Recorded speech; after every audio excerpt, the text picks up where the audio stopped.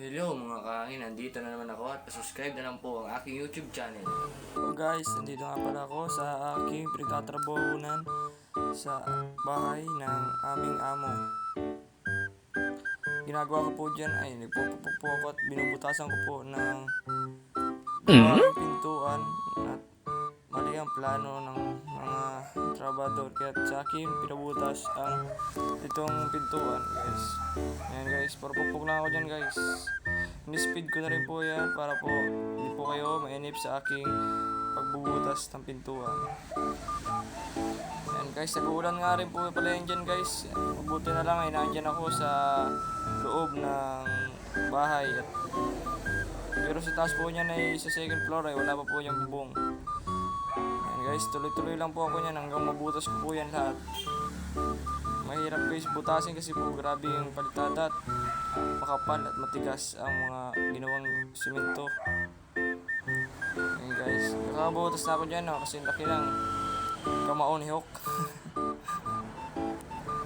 Guys, marupok po ako dyan guys para mabilis ang trabaho.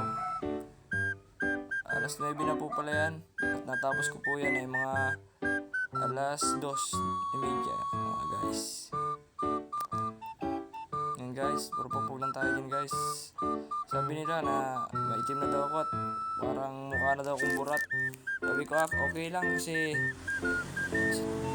di baling maitim na ako at mukha na akong burat. At least lumalaban ako ng patas at itatrabaho ko ng marangal para lang magpapera. Di na kumingi sa aking mga magulang. Kaya sabi ng mga barkada ko guys, trabaho ka ng trabaho, ba't ganyan ang mukha mo? Mukha ka ng burat. Okay lang, di naman ako asa sa magulang ko. Yan guys, kaya nagpapasalamat ako din sa trabaho. Trabaho namin ni Papa dahil Diyos sa mga sahod ko dyan at sahod ni Papa ay malaking halaga na rin yun para makakain kami sa araw-araw at makakapa-utay-utay kami paggawa ng bahay. Sana guys, supportahan nyo ako sa aking YouTube channel na Kahangin TV at ang aking page sa Facebook na James Jerez. Pa-follow na lang po ang James. At ayun guys, ito na. Unti-unti ko na nabuburas ang pintuan. At naglipat nga po pala ako dyan sa kabila ng mas mapadali at mas malambot nga pala dito sa kabila kasi di gaano dito nakapalitada. At doon sa kabila naman nakapalitada. Ito guys, at dito naman sa puntong to ay mabubuo ko na ang pintuan na binubutas ko lang kanina na kasi nakilang ng kamao ni Hawk.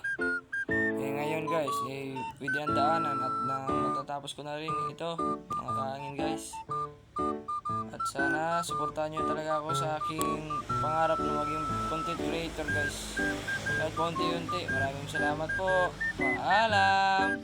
At ito na guys, ang resulta ng pintuan. Salamat po.